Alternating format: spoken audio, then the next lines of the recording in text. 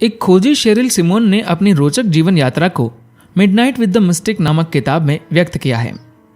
इस स्तंभ में आप उसी किताब के हिंदी अनुवाद को एक धारावाहिक के रूप में पढ़ रहे हैं। पेश है इस धारावाहिक की अगली कड़ी, जिसमें वे भाग्य को अपने हाथ में लेने के बारे में चर्चा कर रही है। तो अपने भाग्य को पूरी तरह अपने हाथ में लेने के लिए हमें क्या करना होगा? मैंने सद्गुरु से पूछा। मैंने किसी महिला को आपसे अपने विचारों पर काबू करने के बारे में सवाल करते सुना था। वे कह रही थी कि किस तरह से उनके विचार उनके काबू में न रहकर बिना कारण हर दिशा में दौड़ते रहते हैं। हम में से अधिकतर लोगों के लिए यह सही है।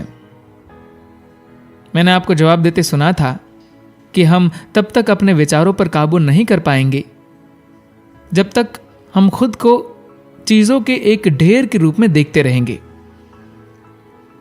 हमारा शरीर, हमारा मन, कामकाज और परिवार।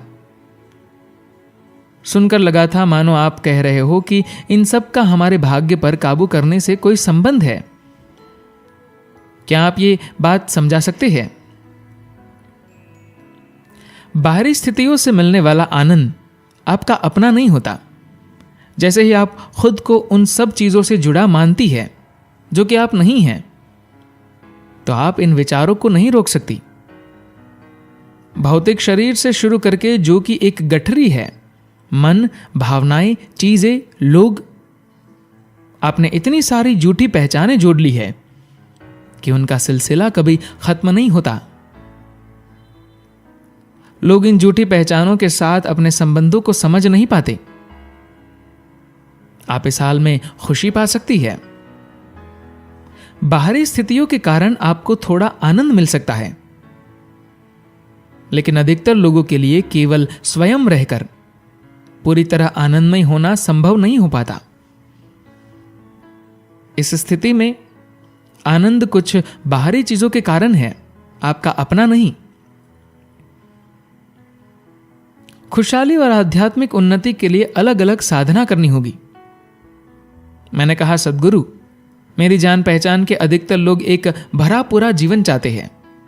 सही जीवन साथी, सुंदर दृश्य, भरपूर संपत्ति।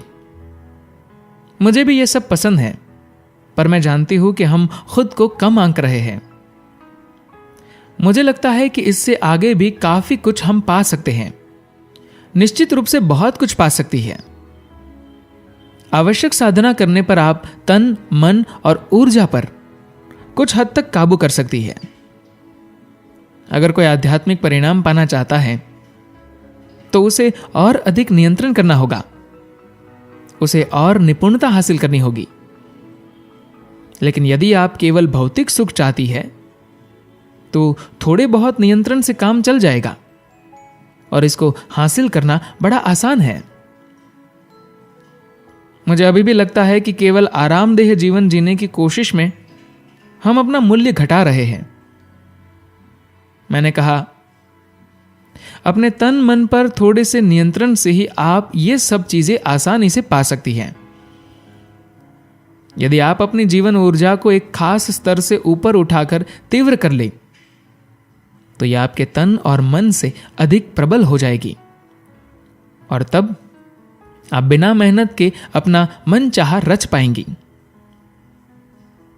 अपना जीवन उस पर जरा भी खपाए बिना आपकी चाही हर भौतिक वस्तु आपके कदमों में होगी। इसमें आपका जरा भी समय नष्ट नहीं होगा।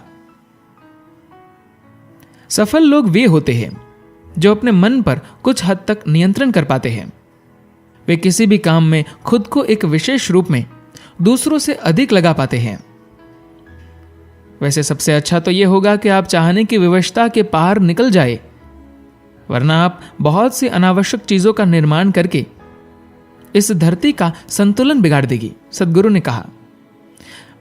मैंने कहा, मैं हताश हूं क्योंकि जब मैं अपने जीवन में एकाग्रचित्त हो पाई तब बहुत सी ऐसी बाहरी चीजें करवा सकी जो मैं होते देखना चाहती थी, लेकिन मेरे भाग्य में कुछ भी आध्यात्मिक करवाना नहीं लिखा था। आप अब तक केवल छोटी छोटी चीजें ही कर पाई है, बड़ी चीजें नहीं। जरूरत इस बात की है कि आप बड़ी बड़ी चीजें करने की काबिलियत हासिल करें। यदि एक पल के लिए आप ये अनुभव करें कि सृजन का स्रोत आपके भीतर है और अपनी एकाग्रता को आप खुद में केंद्रित कर ले, तो आप अपने भाग्य को दोबारा अपने हाथों से लिख सकती है। निश्चित रूप से मैं बड़ी बड़ी चीजें नहीं कर पाई थी। सद्गुरु मुझे याद दिला रहे थे कि मेरे स्वास्थ्य में इतना सुधार कितनी महत्वपूर्ण बात है। मैं उसका मूल्य कम नहीं करना चाहती थी। यदि आपका स्वास्थ्य ठीक नहीं है तो उस पर सबसे पहले ध्यान देना होता है। शक्तिहीन और पीड़ा से कराहते रहने के कारण ईशा के अभ्यास मेरे लिए शुरू में बड़ी मुश्किल होती थी। अब उस समस्या के न होने के कारण मैं योग के सूक्ष्म आयामों का और अधिक अनुभव कर पा रही हूं। लेकिन इस कारण से अपने अस्तित्व की सारी संभावनाओं को पा लेने की इच्छा बड़ी तेज हो गई है। कार की तेजी से दौड़ते समय मैं धुंधलाते दृश्यों पर अधिक ध्यान नहीं दे पा रही थी। लेकिन अब हम 2 लेन वाले हाईवे पर थे और उत्तर जॉर्जिया पर्वतों के करीब पहुंचने वाले थे। लहलहाते हरे भरे खेत, कहीं कहीं कटी हुई फसल की सुनहरी गोल गड्डियां और चारों तरफ पर्वतों के धुंधलके से घिरे हुए थे हम। एक जगह रुककर हमने कन्वर्टिबल के ऊपर छाजन को हटा दिया। जब हम अटलांटा से निकले थे तब तापमान 35 डिग्री सेल्सियस था और आसमान सफेद, पर यहां कम से कम 5 डिग्री कम था और हवा में नमी नहीं थी। आसमान बहुत सुंदर और नीली दमक लिए हुए था। धन्यवाद।